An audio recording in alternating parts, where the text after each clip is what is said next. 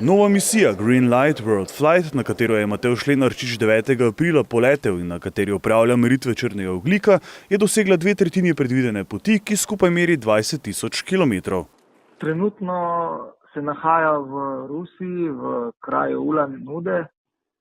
Tja je prispel včeraj po precej naporni etapi, ker je mogel zaradi 2 dni nazaj zasilno oziroma prisilno pristati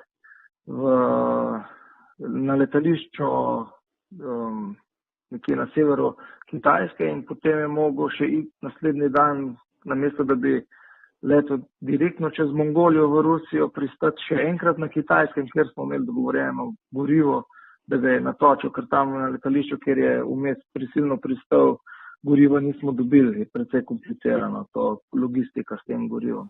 Na Kitajskem je pristal tudi v kraju Zhengshu, kjer se je zadržal 6 dni. Tam je bil meeting Earthrounderjev, to je neko srečanje vseh teh pilotov iz celega sveta, ki so že odleteli zemljo z letalom, ki je lažje od 7000 kilogramov. Vsake 2 leti organizirajo to srečanje in letos je bilo slučajno na Kitajskem in to smo tudi izkoristili, da smo dobili vsa ta potrebna dovoljenja za vstop v kitajski prostor, ki je izjemno kompliciran. Na letih preko Rusije se bo Lenarčiču pridružil še prijatelj, kar mu bo olajšalo številne postanke in dogovarjanja. Z njim bo čez Rusijo letel njegov prijatelj Andrej, to je dolgoletni prijatelj še iz leta 2004, ko sta že letela skupaj preko Rusije, namreč Rusi zahtevajo na letenje za pristajanje na manjših letališčih v Rusiji, kjer niso ravno mednarodna, velika, znanje ruskega jezika in to je bila edina opcija, da njegov prijatelj Andrej leti z njim in komunicira po rusko, ker oni pač angleško nikakor ne znajo na teh manjših letališčih. S pristanki na manjših, torej ne mednarodnih letališčih, se Lenarčič izogiba večjim stroškom in komplikacijam pri točenju goriva.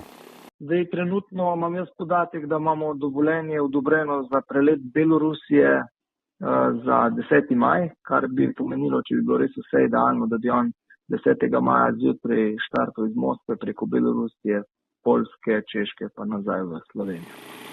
Na poti je preletel Turčijo, Egipt, Saudsko Arabijo, Združene arabske emirate, na daljšo etapo preko Pakistana in Indije v Bangladeš, Laos, Vietnam in Kitajsko, kjer je pristal večkrat.